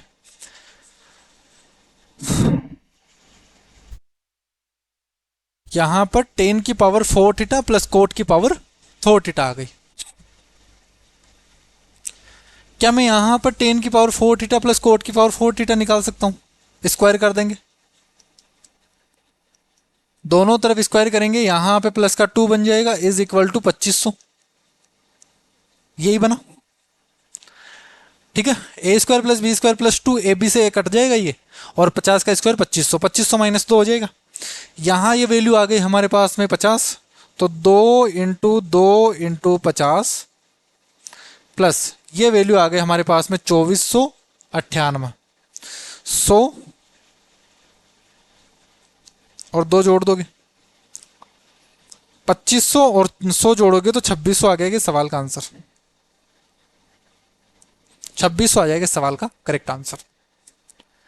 यदि साइन ए इतना है साइन भी इतना है तो बताइए साइन ए प्लस बी क्या होगा, सीधा सीधा फॉर्मूला होता है साइन ए प्लस बी का, sine a plus cos b plus cos, sorry sine a cos b plus cos a sine b होता है।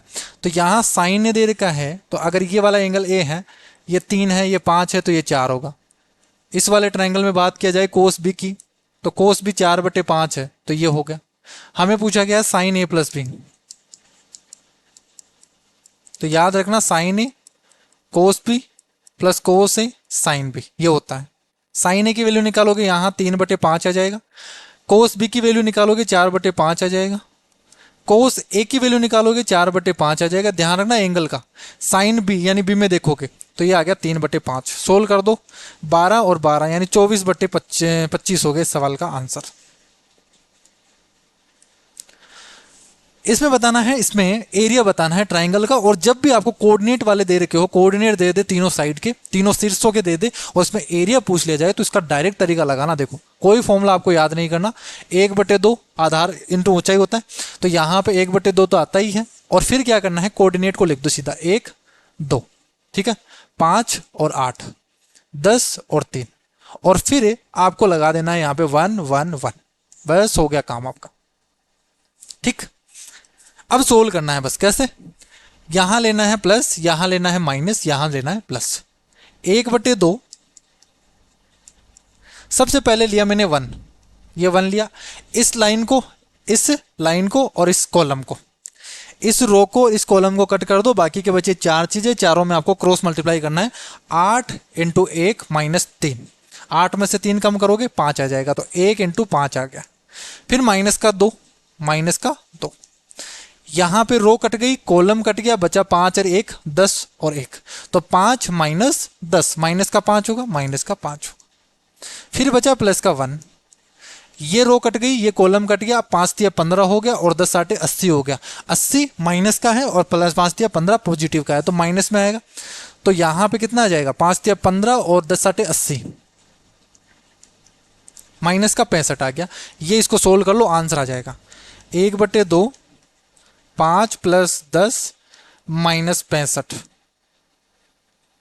ठीक,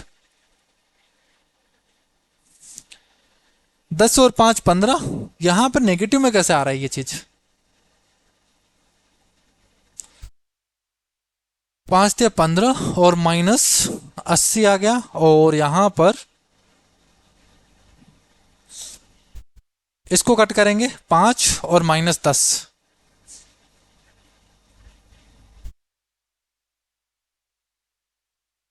-5, तो ये 10 15 है। 15 अगर यहां पे घटा दे तो ये हो गया 50 और ये आ गया 25, यानी आपको पॉजिटिव लेना है, ठीक है ना।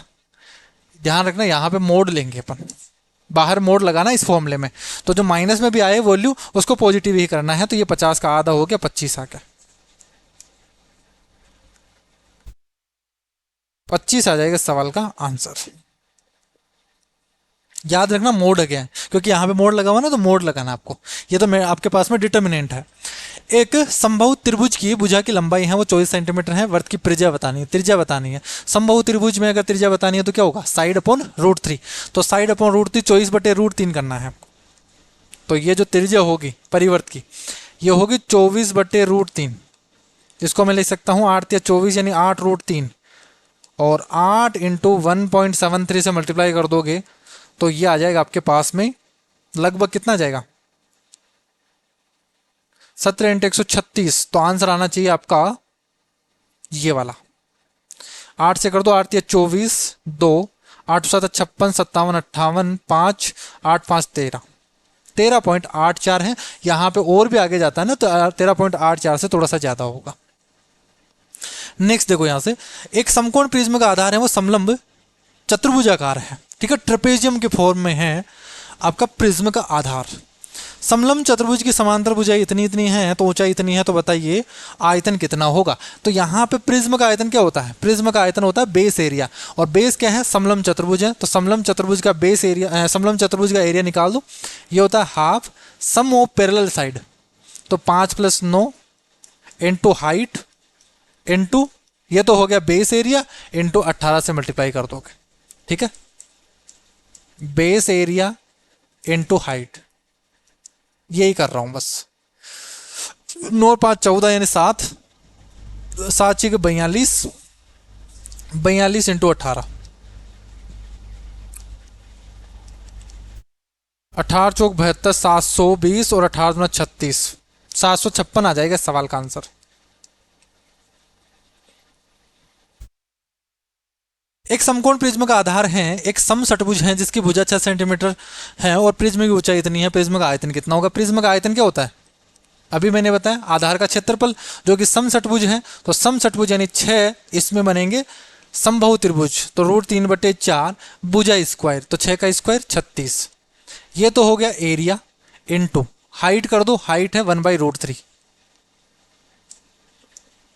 √3 से √3 चला गया, 4 से डिवाइड करोगे 4 नाम 36 और 9 6 54। इस सवाल का आंसर हो गया। एक बर्तन में 120 लीटर दूध और पानी का घोल है जिसमें 3:2 अनुपात में है। अगर इस घोल में से 24 लीटर निकालकर उसमें शुद्ध दूध मिलाया जाता है तो नया अनुपात कितना होगा।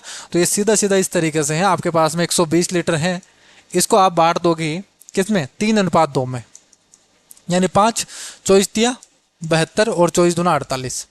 तो ये 72 लीटर मिल्क था और वाटर 48 लीटर था। आपने क्या किया, इसमें से इस 120 लीटर में से आपने 24 लीटर निकाल लिया, इसमें से 24 लीटर निकाल लिया, तो क्या निकाला हुआ है वो भी तो 3:2 में निकलेगा। तो कितना हो जाएगा 3:2 में, तो 3 दूनी 3:5 यानी 5 24 दूना 48, तो 48 × 3 इतना निकल जाएगा यहाँ से।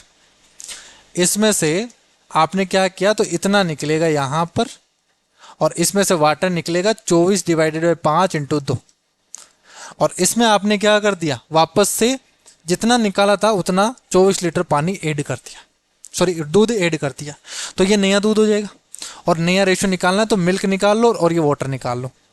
तो आप सोल्व करोगे यहाँ पर 72 और 24 जोड़ दोगे तो 96 माइनस 24 दूना 48, 48 इंटू 3 कर दो आप, 4.8 इंटू 3, यानी 150 में से 6 घटा दो तो 1.44 कम हो जाएगा। यहां देखोगे तो 48 दुआ 96,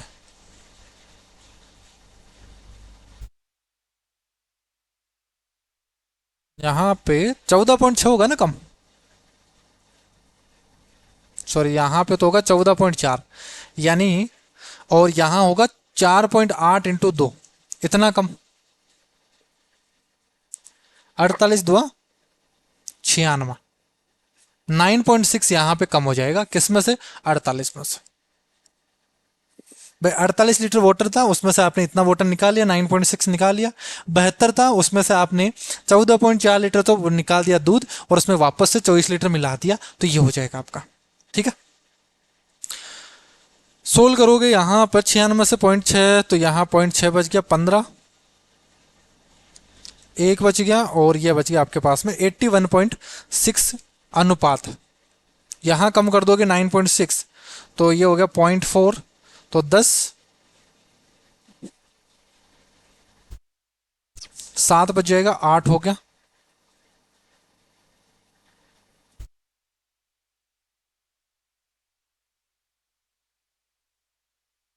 ये बच गया कि आपके पास में 38.4।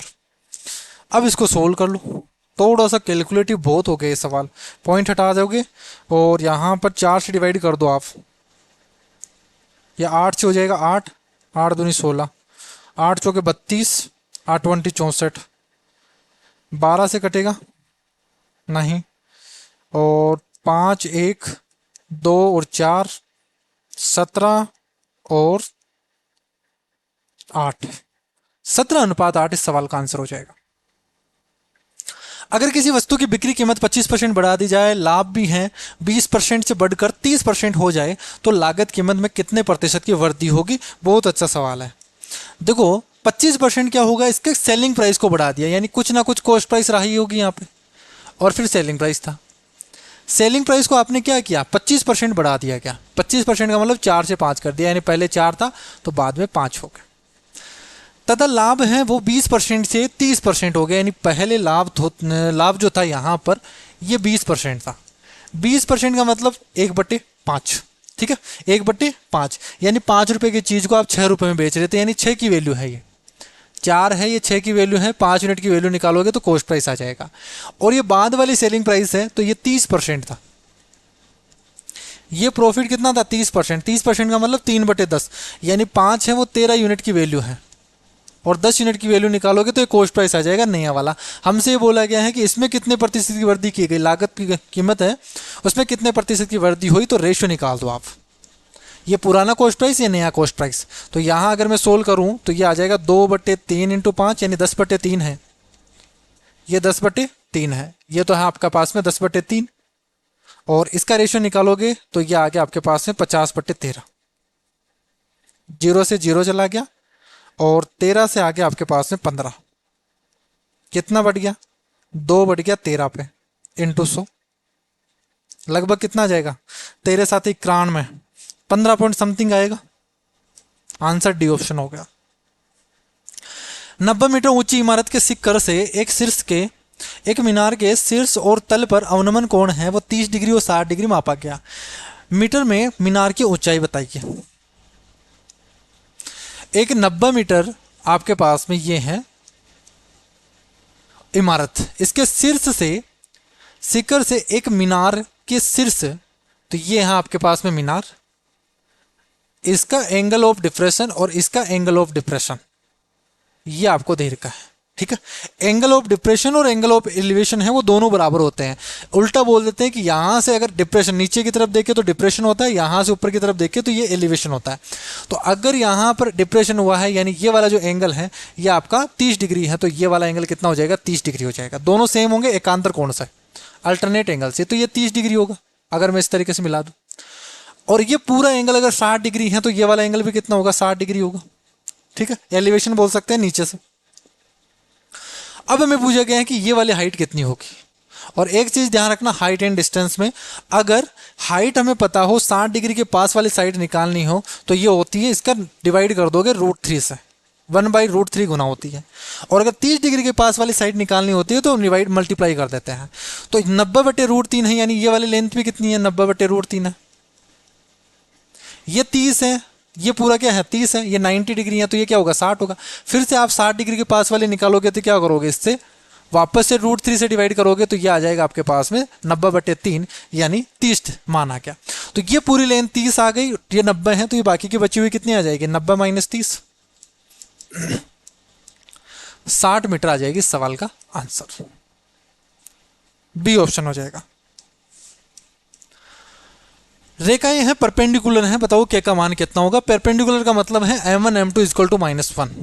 m1 दोनों की जो स्लोप होगी उनका प्रोडक्ट है वो -1 के बराबर होगा, हमेशा परपेंडिकुलर लाइंस के लिए ये होता है।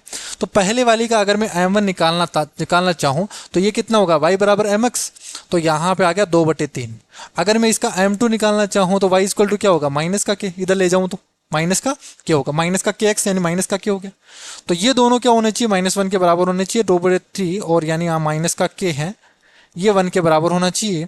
तो k की वैल्यू आ गई हमारे पास में 3/2, माइनस का आ जाएगा 3/2 है, ये प्लस का हो जाएगा, माइनस से माइनस तो चला गया, और k की वैल्यू कितनी आ गई, 3/2 आ जाएगी, डी ऑप्शन। अगर किसी रेखा का समीकरण ये है, रेखा के लंबवत रेखा का समीकरण क्या होगा, जो बिंदु 3,2 से होकर गुजरती हैं। अगर इस लाइन के परपेंडिकुलर लाइन निकालनी है तो सबसे पहले इसकी स्लोप निकाल लीजिए, और इसके परपेंडिकुलर की स्लोप आ जाएगी, और पॉइंट दे ही रखा है वहां से आ जाएगा। तो मैं पहले इसके m1 निकाल लेता हूं, यहां से इसकी m1,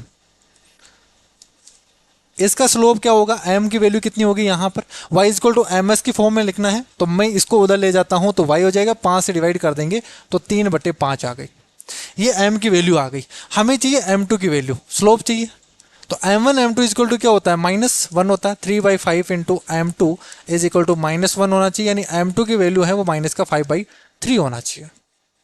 आ गई हमारे पास में। और 3,2 से गुजारना है तो y - y1 = slope x - x1, बस इसको सोल्व कर लो, आंसर आ जाएगा आपका। y की फॉर्म में लिखना है तो y = -5/3x, और ये प्लस का 5 हो गया, और ये प्लस का 7 हो गया, आंसर ये हो जाएगा y = -5/3 + 7 आ जाएगा, बी ऑप्शन।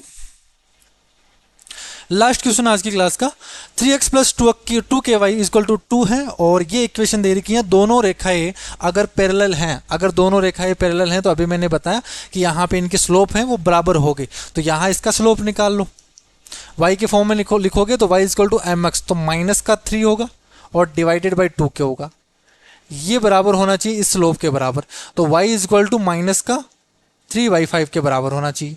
यहाँ सोल्व कर दो, k की वैल्यू आ जाएगी, 3 से 3 चला गया, और k की वैल्यू आ गई 5/2,